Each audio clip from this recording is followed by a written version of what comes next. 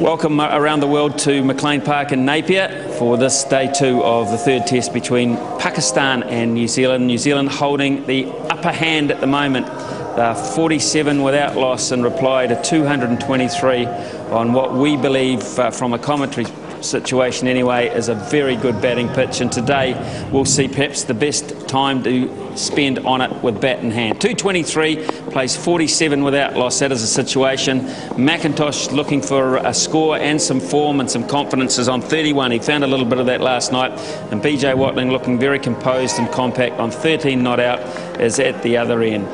Deficit still 176 runs, so at least Pakistan hold a little bit of credit there, but they need early wickets. Oh, what a good stroke to get underway this morning for Tim McIntosh. He hasn't timed it perfectly, and Mohammad Yusuf will haul it in. But it's a really positive 3 that brings up the New Zealand 50. That's where he loves it, isn't it? Anything fuller, he'll just show you that high elbow and just hit you nice and straight. And that's what Test match cricket is all about.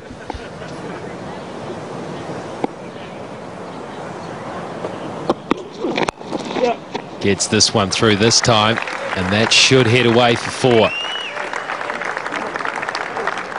Yeah, very nice stroke. 54 for no wicket.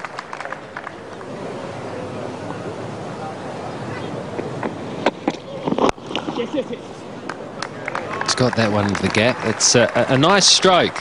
So when the bowler gets too straight, it's so important that you can pick them off for a run or two. In this case, it's 3. Well run.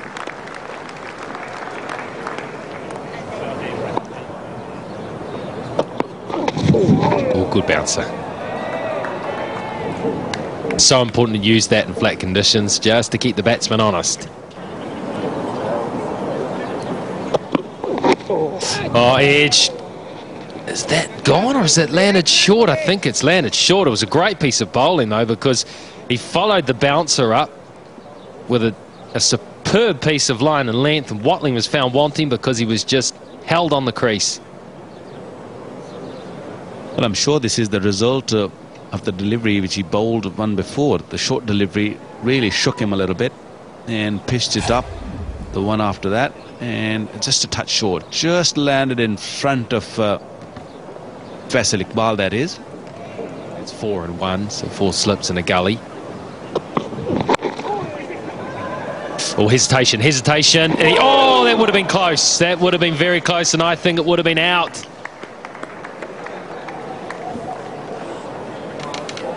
Where did that come? Mohammad Yusuf was lashing on it, was quick on it, and threw it and just missed the stumps. Oh, it would have been gone out.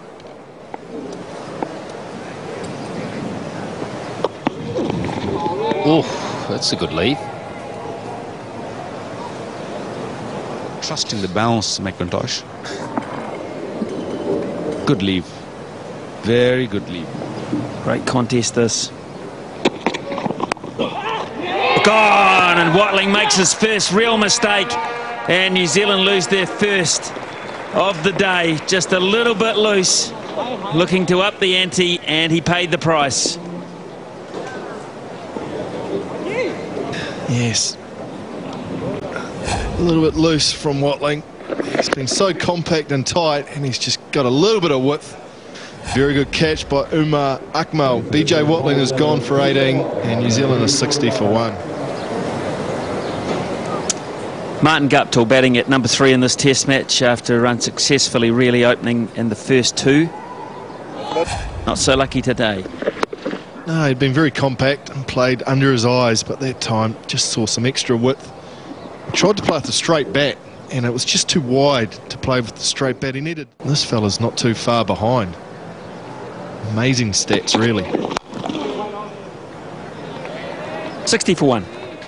New Zealand trying to settle in and get themselves established. Tim McIntosh doing a pretty good job this morning, and the players are going to be dragged off because the rain has just got a little too heavy. So it's a shame really, because really it's set up so nicely, this test match, and people have just taking temporary cover at the moment because the locals don't believe it's here for long, and one of those, I hope they're right. Around the wicket, short. Cameron Akmal had to go a long way. Fuller this time outside edge, and there's first runs for 5 overs. Not quite in control, but it was along the ground, and it'll go for 4. Has gone for 4. Well, it eases the tension somewhat, but I feel sorry for the bowling team here because it was them who'd won.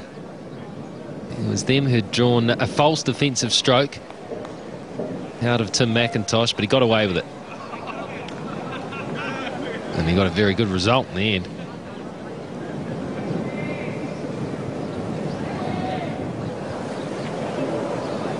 What was false about it, Rigger? Well, I think... well, he edged it. That was what was false about it, Simon. Not a bad bit of bowling, though. Just like that. Well controlled. Whipped it down nicely. Comfortable too.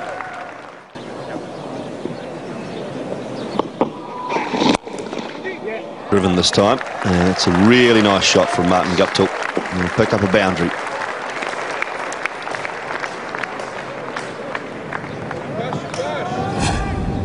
Yeah, good control here from Guptill. It was well flighted, but he got a good stride out. Got right to the pitch of the ball. Good positive stride and a good strike.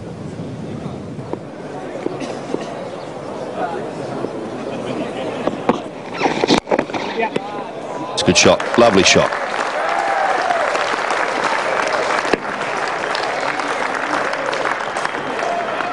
Two very good drives down the ground from Martin Guptill against the spin bowler. This one hit to the right of mid-off. The previous one was hit to the left of mid-off. So he's working the gaps nicely, and that's a sign of a good player, I feel, is one that when they do play an attacking stroke can find the gaps. It looked a bit like the top spinner.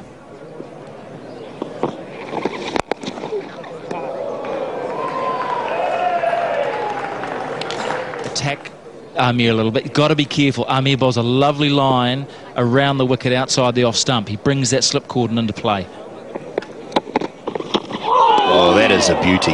Sheesh. On cue, Marty. On cue. That is an absolute peach. Has he got some swing here? It's a bit of bounce, I think a little bit of seam. It was a scrambled seam delivery. It's moved away. That's a cracker. I don't think you're ever going to edge that.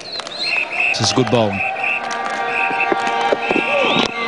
Oh, how he didn't drag that on. That's so reminiscent of the very first ball of this series. And Tim McIntosh was very nearly undone by Amir again. Well, this is what I'm trying to say. You lose a wicket here, it'll be a problem for New Zealanders. New batsmen, it's never easy. They're bowling on target, they're bowling. Well, this is a good contest. I'm enjoying the contest at both ends, actually, because no one's giving anything. And at some point, mentally, someone's going to have a bit of a lapse. Who gives in first, Kaneria or Guptill? Oh, that's close. That's the wrong, and he's given him out. Oh, it was beautifully bowled. My word it was, and Guptill's not bothering to seek any second opinion on it.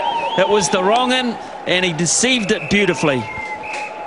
Well, it was definitely a wrong one, but a quicker one. It didn't really give Guptill any chance to cover his off-stump or go outside the line of the off-stump. This one definitely came in and hit the pad, and Guptill got caught halfway on a very, very important wicket for Pakistan. Guptill gone for 13. It's 82 for 2.